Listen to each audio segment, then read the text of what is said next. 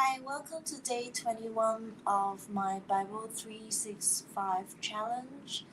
I will be reading from the Thematic Bible reading plan found at thebiblestudytools.com. The link to the program today is attached in the description section here. So you can just click on that link and read along with me. I will be reading from the NIV Bible, and today, on day 21st, we will be covering Genesis 37, Genesis 38, and Matthew 15. So, without further ado, I am going to put away the screen so that we can concentrate on the reading. Genesis 37, Joseph's dreams. Verse 1. Jacob lived in the land where his father had stayed, the land of Canaan. This is the account of Jacob's family line. Joseph, a young man of 17, was tending the flocks with his brothers, the sons of Bilhah and the sons of Zilpah, his father's wives, and he brought their father a bad report about them. Now Israel loved Joseph more than any of his other sons, because he had been born to him in his old age, and he made an ornate robe for him. When his brothers saw that their father loved him more than any of them, they hated him and could not speak a kind word to him. Joseph had a dream, and when he told it to his brothers, they hated him all the more. He said to them, "Listen to this dream I had. We were binding sheaves of grain out in the field, when suddenly my sheaf rose and stood upright, while your sheaves gathered around mine and bowed down to it." His brothers said to him, "Do you intend to reign over us? Will you actually rule us?" And they hated him all the more because of his dream and what he had said. Then he had another dream, and he told it to his brothers. "Listen," he said, "I had another dream, and this time the sun and moon and 11 stars are bowing down to me." When he told his father as well as his brothers, his father rebuked him and said, "What is this dream you had? Will your mother and I and your brothers actually come and bow down to the ground before you?" His brothers were jealous of him, but his father kept the matter in mind. Joseph sold by his brothers. Verse 12. Now his brothers had gone to graze their father's flocks near Shechem, and Israel said to Joseph, "As you know, your brothers are grazing the flocks near Shechem. Come, I am going to send you to them." "Very well," he replied. So he said to him, "Go and see if all is well with your brothers and with the flocks, and bring word back to me."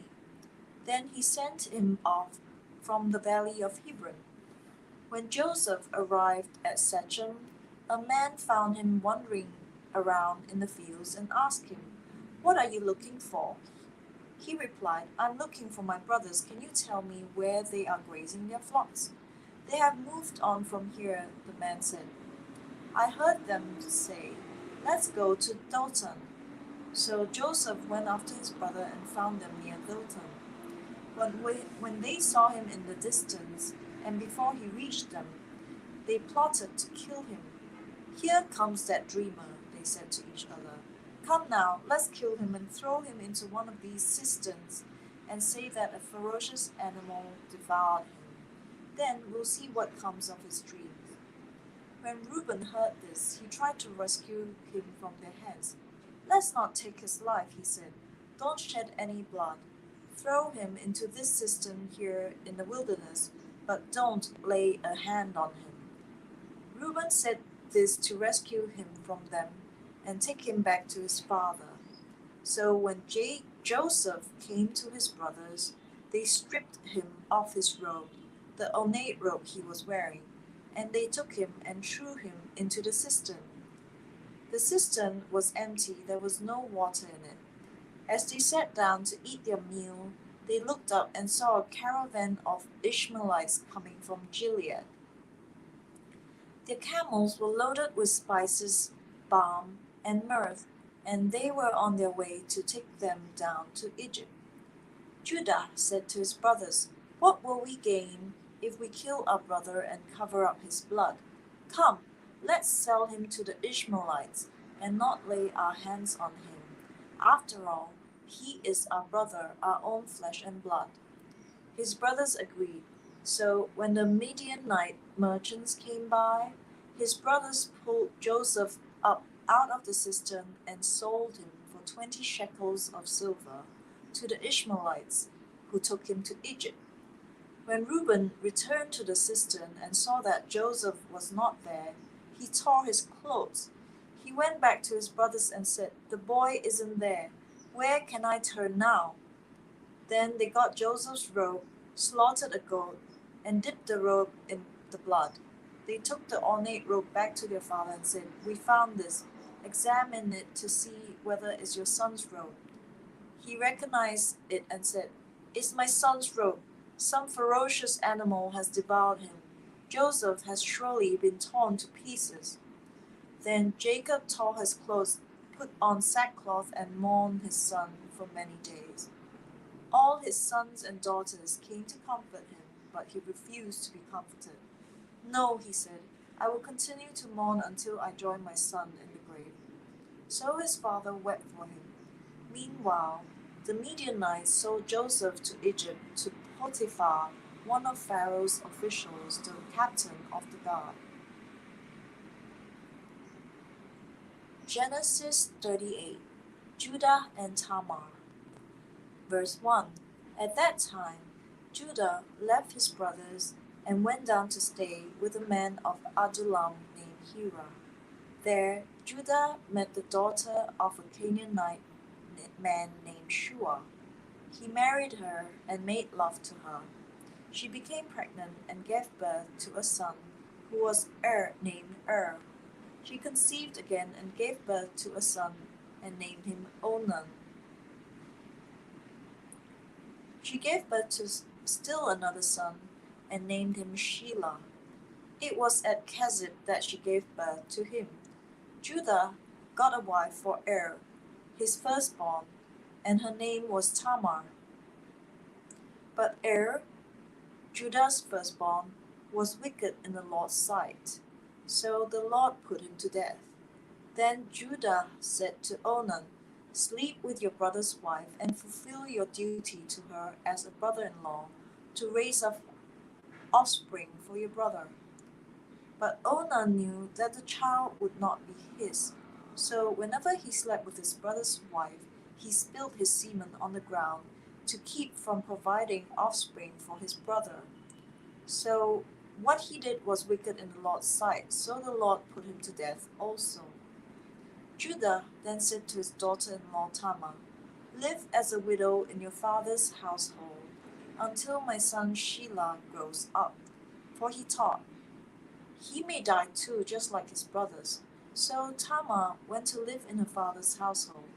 After a long time, Judah's wife, the daughter of Shua, died. When Judah had recovered from his grief, he went up to Timnah to the men who were shearing his sheep, and his friend Hira the Adullamite went with him. When Tamar was told, "Your father-in-law is on his way to Timnah to shear his sheep," she took off her widow's clothes, covered herself with a veil to disguise herself, and then sat down at the entrance to Enaim, which is on the road to Timnah. For she saw that, though Shelah had now grown up, she had not been given to him as his wife. When Judah saw her, he thought she was a prostitute, for she had covered her face. Not realizing that she was his daughter-in-law, he went over to her by the roadside and said, "Come now, let me sleep with you." "And what will you give me to sleep with you?" she asked. "I'll send you a young goat from my flock," he said. "Will you give me something as a pledge until you send it?" she asked. He said, "What pledge should I give you?" "Your seal and its cord, and the staff in your hand," she answered. So he gave them to her and slept with her, and she became pregnant by him. After she left, she took off her veil and put on her widow's clothes again. Meanwhile, Judah sent the young goat by his friend, the Adullamite, in order to get his pledge back from the woman, but he did not find her.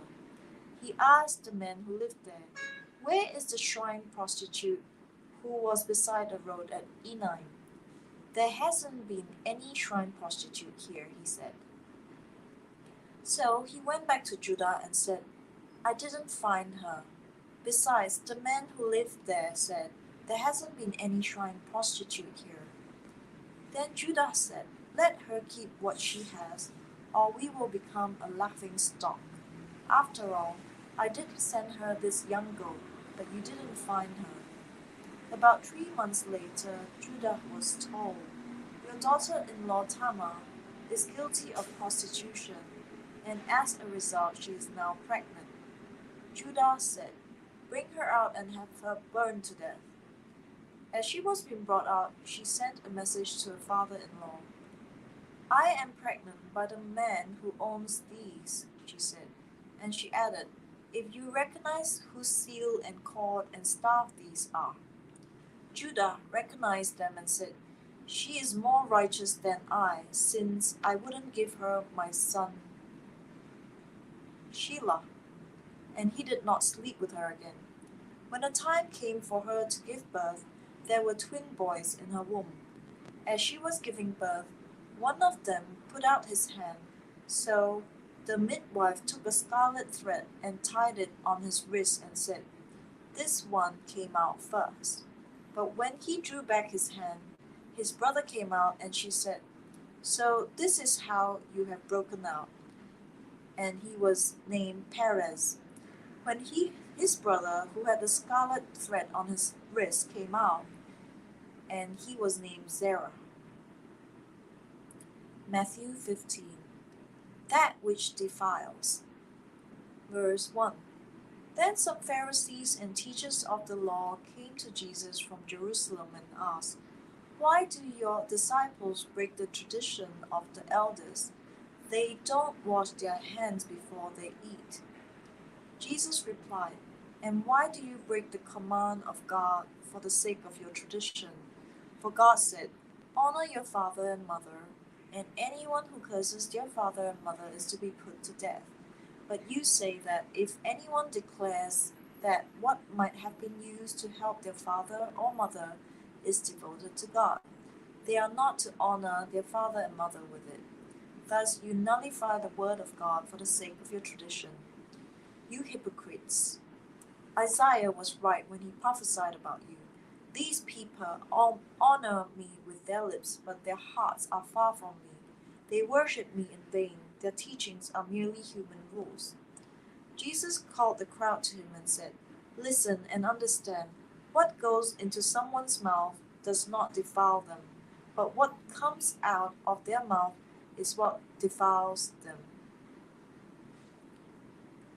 Then the disciples came to him and asked, "Do you know that the Pharisees were offended when they heard this?"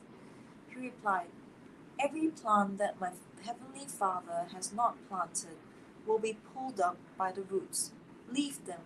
They are blind guides.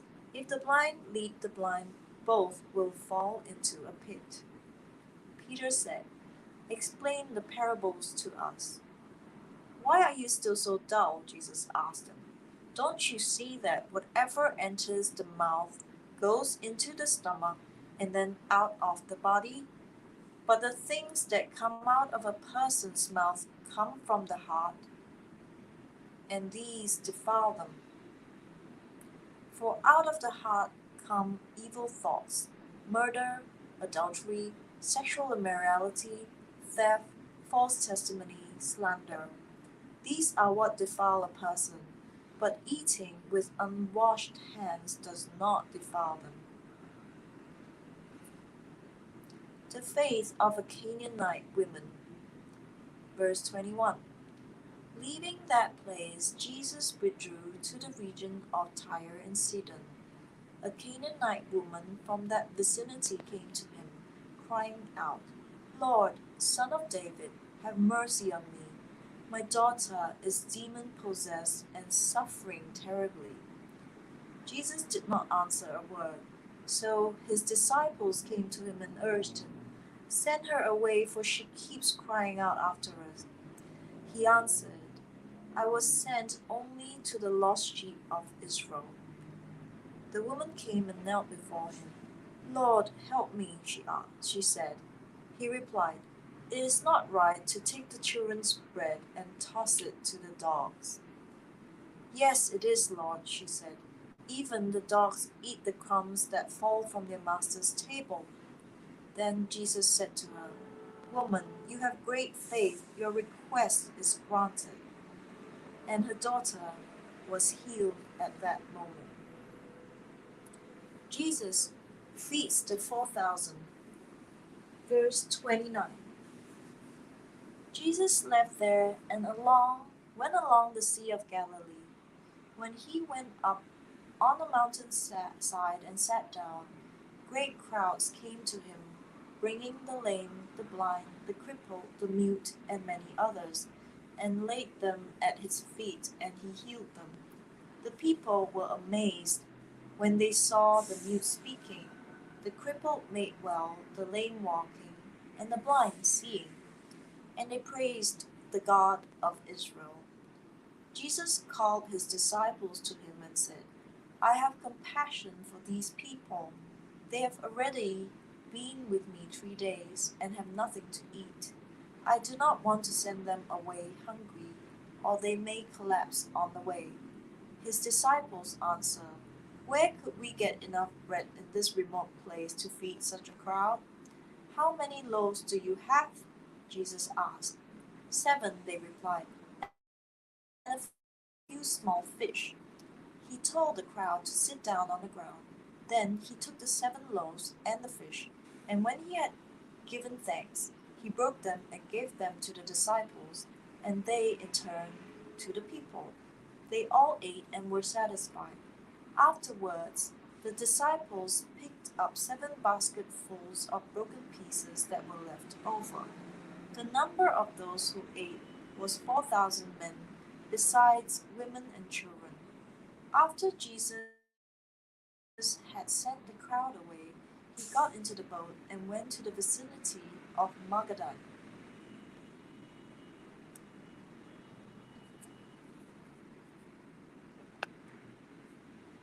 So that was day 21 of the Bible 365 challenge that I put myself to.